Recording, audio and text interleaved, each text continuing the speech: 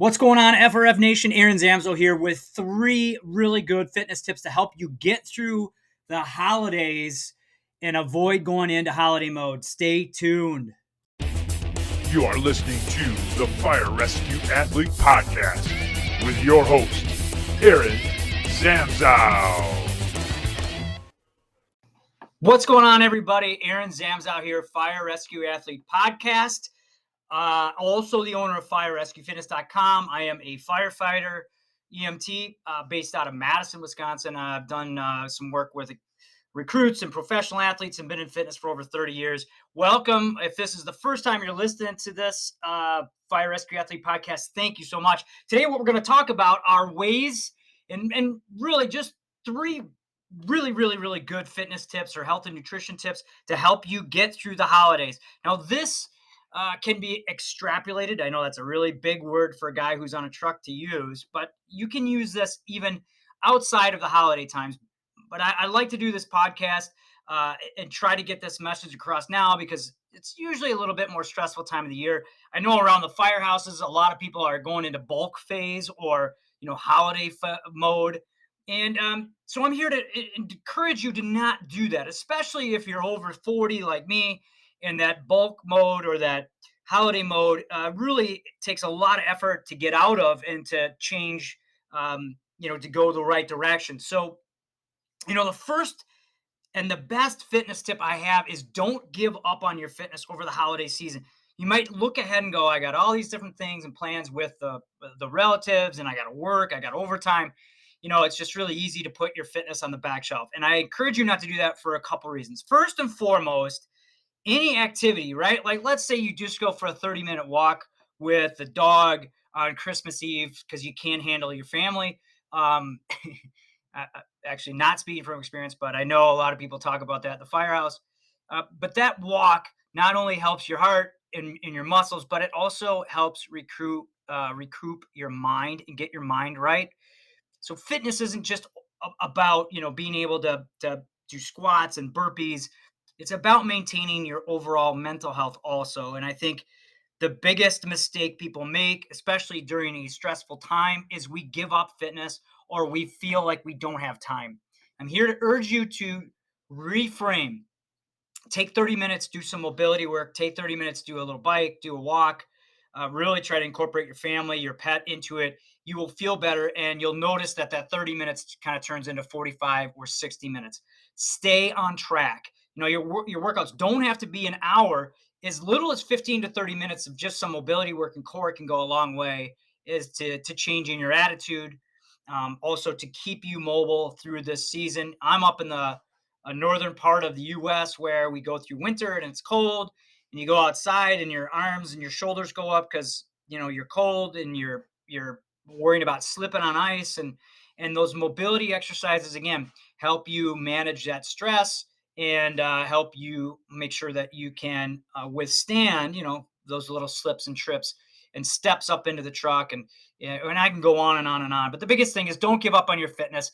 Now, if you're used to doing 5 days a week and you're going to cash it in because you can only do 3, that's ridiculous.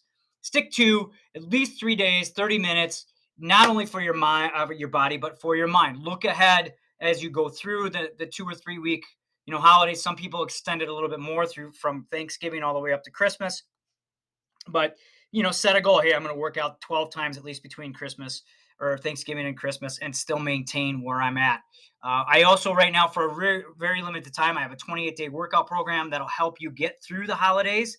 You can click the information on the podcast here to be taken to that 28-day Catalyst program. It's been very popular. A lot of people downloaded it.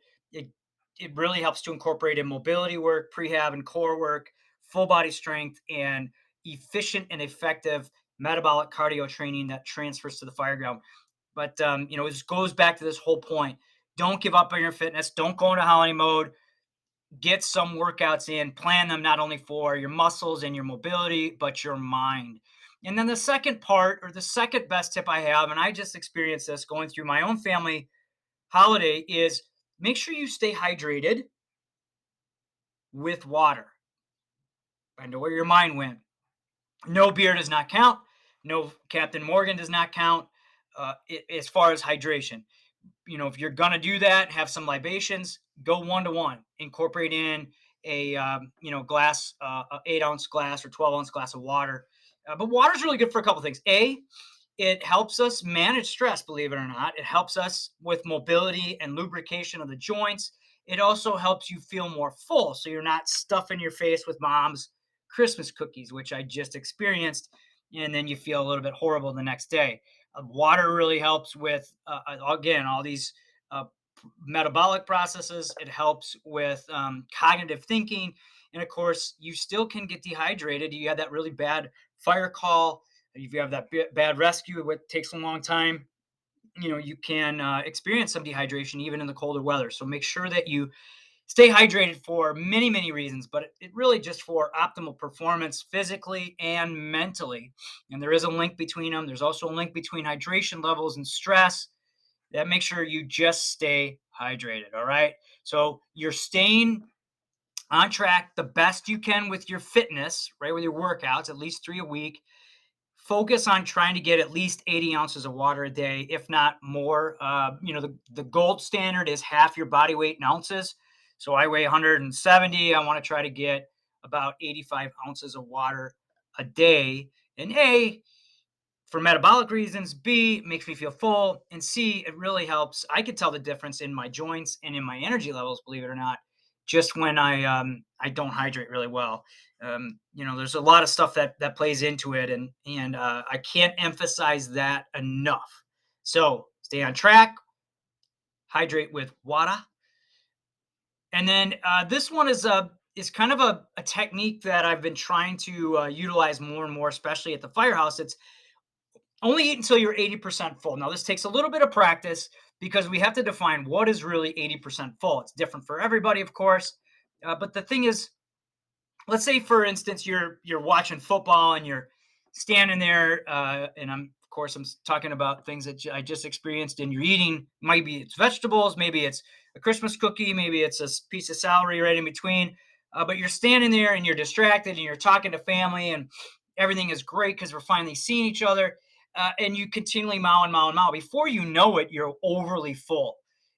This again just happened to me where I'm like, wow, I ate too much. And part of that is because your attention is on something else. And when you're not focusing on how much you're eating, your stomach is kind of allowed to just wreak havoc until all of a sudden your brain catches up and you're like, holy cow, I'm really, really full. So, one of the things that helps you only eat until you're 80% full is just to try to minimize distractions.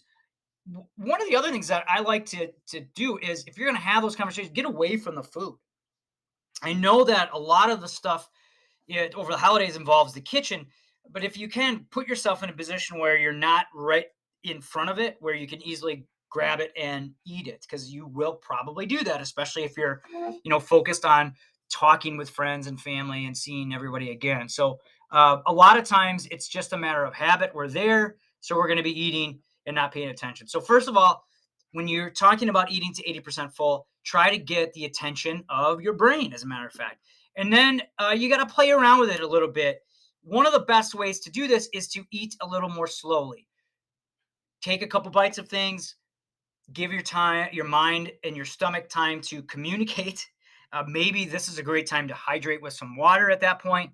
And that way you'll find out you wind up eating less the more you slow down and let your mind and your stomach connect. And this is also great. I mean, I watch this a lot in the firehouses where we know we got another call coming down the pipeline maybe, and we don't have a lot of time to eat. If you can try to slow that down and then start to ask yourself, okay, being really, really full is 100% to a point where you're uncomfortable. Back it down. What's 90% kind of feel like? And then if you're at 80%, just say, I'm done for a while. At least give yourself a 10 or 15 minute break to allow, kind of your system to catch up. And then if you're still hungry, go back and do your grazing. Same thing with regular meals and with, hors d'oeuvres. You just gotta focus on what you're doing. If you're eating a lot, hey, make a mental note, get away from it, let your mind kind of keep up, catch up, and then of course have some water to hydrate. These three tips really go a long way. Staying true to your workouts helps your mind. Drinking water not only helps your mind, helps you manage stress, and along with the workouts, and keeps you feeling more full. And then paying attention to what you eat. I'm not saying don't have the cookies or whatever. This is the time of the year where you need to indulge a little bit. But do you have to have 17 cookies? And trust me, I know one sugar cookie can lead to that many because that's what happens to me sometimes. I'm human. But I always try to have a water bottle or a glass near me to help, with that hydration and trying to step away from where all the food is. Again, these three things, they're going to help you out a ton, not only through the holiday season, but as you get into the new year and you're trying to make healthy habits. These are the first three things I really, emphasize: working out consistently, hydrating, and then managing or monitoring or connecting to what you eat. Honestly, that's why diets actually work. Every single diet basically forces you to do one thing, and they all have one thing in common. They force you to think and understand what's going in your mouth. The better you do that through the holidays, the better off you will be. All right. So manage stress with fitness and with hydration and with proper, monitoring of your portions. The other part of this is make sure you don't just eat sugar cookies and all those good things. Make sure you still eat some good balanced meals through the holidays. And, I'll add this as a bonus. If you do eat horribly one day, try intermittent fasting for about 16 hours after that, where you just focus on hydrating and, setting up good nutrition going forward. So, I'll give you an example. I went and celebrated with my family about 8 o'clock last night. I stopped eating. I just got out of the kitchen. I just started hydrating, and I didn't have anything until noon the next day. And then I started to eat better again and eat healthy, at least, for a couple days. And then I got another holiday and I'll do the same thing. But these things, these steps will really, really help go a long way, helping you make it through the holidays. When in doubt, to take a time to go take a deep breath and find just a quiet place where you just connect with yourself mentally and, enjoy the holidays, especially now that COVID is still around. I think we're managing it. We're understanding that we're going to have to manage it. But you're also going to have to, especially as a first responder, monitor and manage your stress. So with that being said, I wish you a very happy holiday season. If you're listening to this and you want to make some great changes for the next year, please check us out, firerescuefitness.com. Every single year I have a great challenge. This year I have a resiliency challenge I'm super excited about. Fitness, nutrition, some mindset work in there, and it's going to really go a long way to help out you as a first responder. Happy holidays, happy new year, wishing you happiness and health. If there's any questions, anything that I can help you and your crew with, please reach out, firerescuefitness.com, contact AZ or contact me, and I'll be happy to help you. Thanks for listening. Stay safe. Thank you for listening to the Fire Rescue Athlete Podcast. Please check back soon for more Q&A with your host, Aaron Zamzow.